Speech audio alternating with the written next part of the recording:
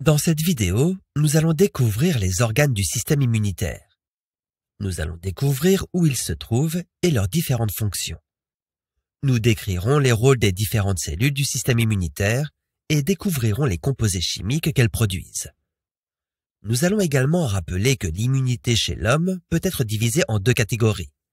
L'immunité innée ou non spécifique et l'immunité acquise ou spécifique.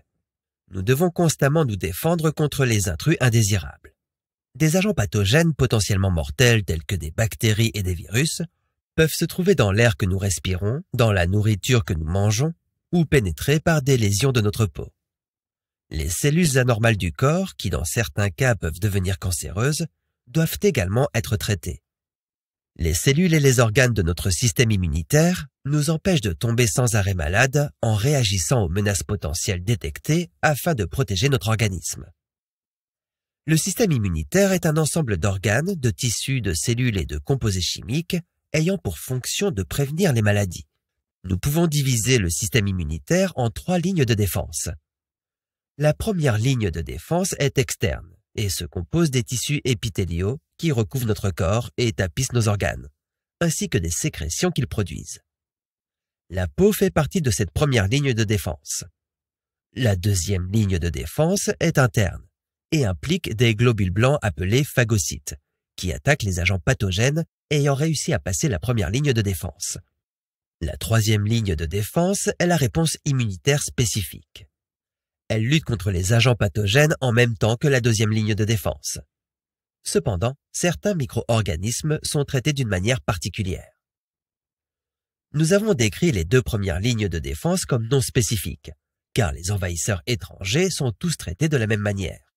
La troisième ligne de défense est spécifique et comprend la production de protéines appelées anticorps, spécifiquement produites pour cibler un pathogène ou une toxine particulière. Maintenant, regardons les principaux organes du système immunitaire qui sont présentés dans cette figure. Découvrons plus en détail chaque organe en commençant par les ganglions lymphatiques. Les ganglions lymphatiques sont des organes du système lymphatique.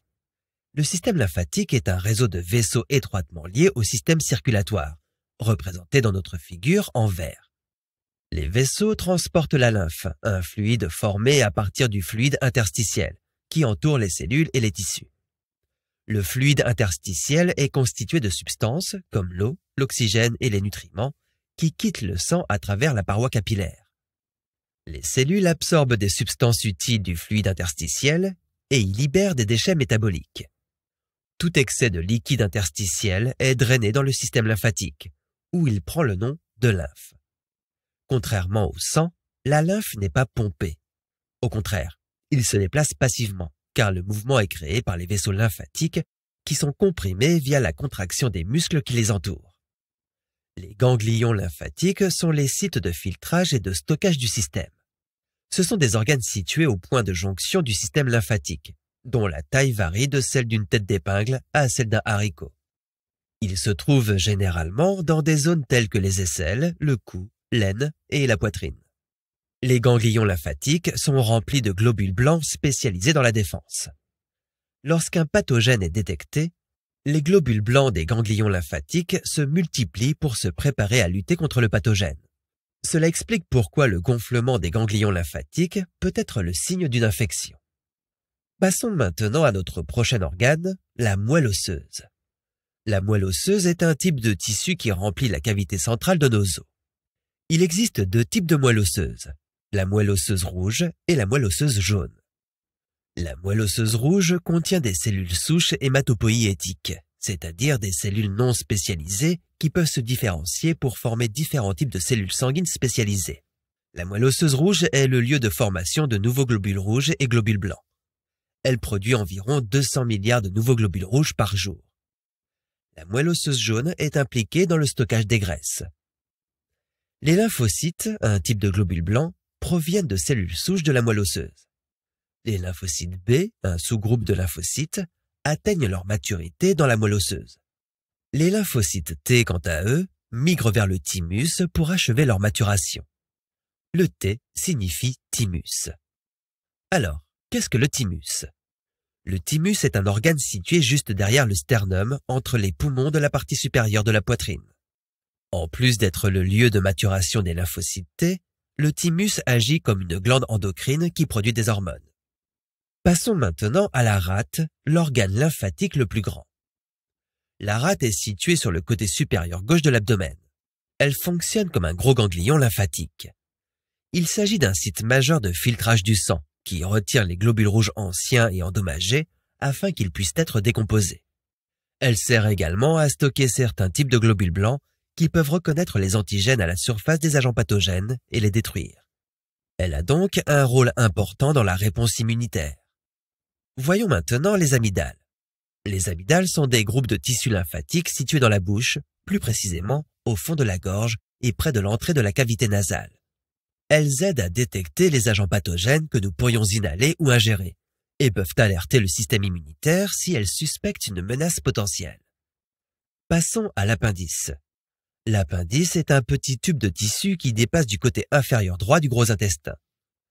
L'appendice était autrefois considéré comme un organe vestigial. Cependant, nous savons maintenant que l'appendice a des fonctions immunitaires, principalement pendant l'enfance et au début de l'âge adulte. Il contient du tissu lymphoïde qui se développe pendant l'enfance et diminue de plus en plus avec l'âge. L'appendice contribue à la maturation des globules blancs, à la production de protéines immunitaires appelées anticorps, ainsi qu'à d'autres aspects de la réponse immunitaire. Les plaques de Peyer sont situées dans l'intestin grêle. Ce sont des groupes de cellules immunitaires appelés follicules lymphoïdes.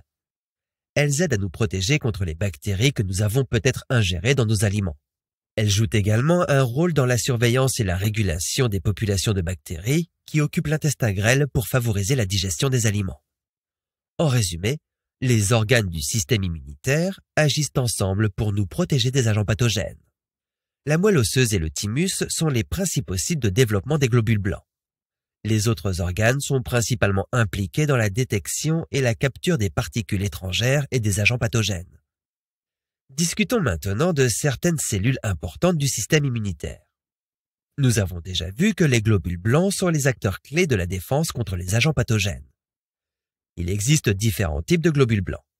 Ils ont chacun des rôles différents et se distinguent souvent par le type de récepteurs situés à leur surface. Commençons donc par examiner plus en détail les lymphocytes T. Les lymphocytes T arrivent à maturité dans le thymus, où ils se différencient en 3 types de cellules. Les lymphocytes T cytotoxiques, les lymphocytes T auxiliaires et les lymphocytes T suppresseurs. Les lymphocytes T cytotoxiques, ou les lymphocytes T tueurs, se distinguent par l'expression du récepteur de surface CD8. Les lymphocytes T cytotoxiques tuent les cellules infectées ou anormales, par exemple les cellules infectées par un virus ou celles qui se divisent trop rapidement et qui pourraient causer un cancer. Les lymphocytes T auxiliaires expriment le récepteur de surface CD4. Ces cellules activent d'autres types de cellules T et stimulent les lymphocytes B à produire des anticorps. Les lymphocytes T suppresseurs expriment également le récepteur de surface CD4. Ces cellules aident à supprimer ou à réguler la fonction des autres cellules immunitaires. Elles empêchent le système immunitaire de s'attaquer à ses propres cellules, afin de prévenir les maladies auto-immunes. Elles aident également à désactiver les cellules immunitaires après l'élimination d'un agent pathogène. Contrairement aux lymphocytes T, les lymphocytes B restent dans la moelle osseuse pour achever leur maturation. Les lymphocytes B produisent des anticorps qui se fixent et détruisent les agents pathogènes. Les cellules NK, ou cellules tueuses naturelles, sont un type de lymphocyte qui détruit les cellules anormales, c'est-à-dire celles infectées par un virus et les cellules cancéreuses. Les globules rouges et les globules blancs sont tous produits à partir de cellules souches dans la moelle osseuse rouge. Ces cellules souches hématopoïétiques se développent d'abord en progéniteurs myéloïdes communs ou en progéniteurs lymphoïdes communs, représentés ici sur 2 branches différentes.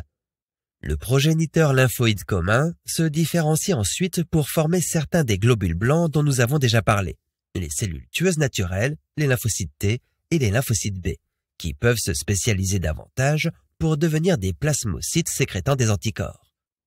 Le progéniteur myéloïde commun se développe en globules rouges ainsi qu'en quelques globules blancs différents, dont certains sont représentés ici sur le schéma. Les éosinophiles, les basophiles, les neutrophiles et les macrophages sont tous des types différents de globules blancs qui ont la capacité d'engloutir des agents pathogènes étrangers dans l'organisme ou d'attaquer des parasites. L'engloutissement de pathogènes est appelé phagocytose. Le globule blanc peut encercler, engloutir et digérer le pathogène, ce qui le détruit. Nous pouvons séparer l'immunité en deux catégories. L'immunité cellulaire, qui repose sur la fonction des cellules, et l'immunité humorale, qui repose sur la fonction des substances chimiques.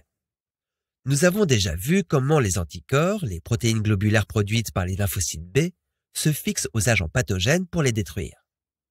Les cytokines sont des composés chimiques de signalisation qui permettent aux cellules immunitaires de communiquer. Il existe différents types de cytokines fabriqués par de nombreuses cellules différentes ayant différentes fonctions. Les interleukines en sont un exemple. Inter signifie entre et leukine désigne les leucocytes, un autre terme pour les globules blancs. Certains des rôles des interleukines consistent à activer les lymphocytes B et les lymphocytes T, à stimuler la croissance, la différenciation et le mouvement des cellules. Le système immunitaire humain est souvent divisé en deux catégories. Il s'agit de l'immunité innée et de l'immunité adaptative ou acquise. L'immunité innée est l'immunité avec laquelle vous êtes né. Elle est non spécifique, ce qui signifie qu'elle combat toutes les infections de la même manière. Elle réagit rapidement aux infections et empêche l'entrée de pathogènes. Autrement dit, elle agit comme une barrière. Par exemple, la peau, les muqueuses et les cellules phagocytaires font toutes partie du système immunitaire inné. En revanche, le système immunitaire acquis se développe au cours du temps. Il est spécifique, chaque pathogène est donc traité d'une manière particulière, et la réponse est plus lente. Les cellules cytotoxiques et les anticorps font toutes partie du système immunitaire acquis. Voyons ce que nous avons appris sur les composants du système immunitaire en répondant à une question pratique. D'où proviennent les globules blancs? La question nous demande d'où viennent les globules blancs. Les globules blancs jouent divers rôles dans le système immunitaire, notamment en engloutissant et en digérant des agents pathogènes néfastes et en produisant des anticorps.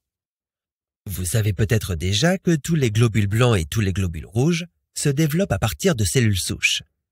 Les cellules souches hématopoïétiques peuvent se différencier pour former tous les types de cellules sanguines. Les cellules souches hématopoïétiques se trouvent dans la moelle osseuse rouge. Celles-ci se différencient pour former les nombreux types de globules blancs, y compris les différents types de lymphocytes et une série de cellules phagocytaires.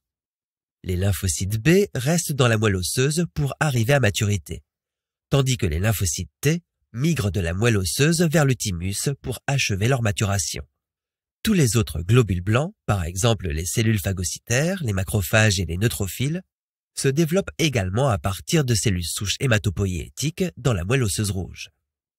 Donc, la réponse à la question d'où proviennent les globules blancs est la moelle osseuse. Passons en revue les points clés abordés dans cette leçon. Les organes du système immunitaire sont la moelle osseuse et le thymus, qui sont les principaux sites de développement des globules blancs, ainsi que la rate, les ganglions lymphatiques, les plaques de Peyer, l'appendice et les amygdales, dont le rôle principal est de détecter et de piéger les particules étrangères et les agents pathogènes.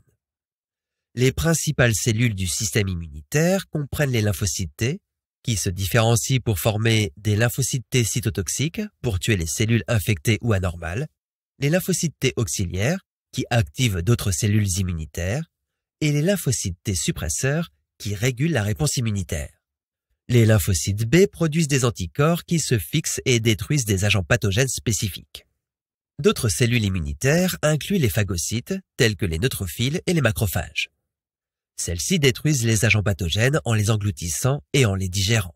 Ensemble avec les anticorps, les cytokines sont un autre exemple de composés chimiques produits par les cellules du système immunitaire. Les cytokines, par exemple les interleukines, agissent comme des composés chimiques de signalisation, permettant aux cellules du système immunitaire de communiquer. L'immunité chez l'homme se compose de l'immunité innée, qui est non spécifique, et de l'immunité acquise, qui est spécifique.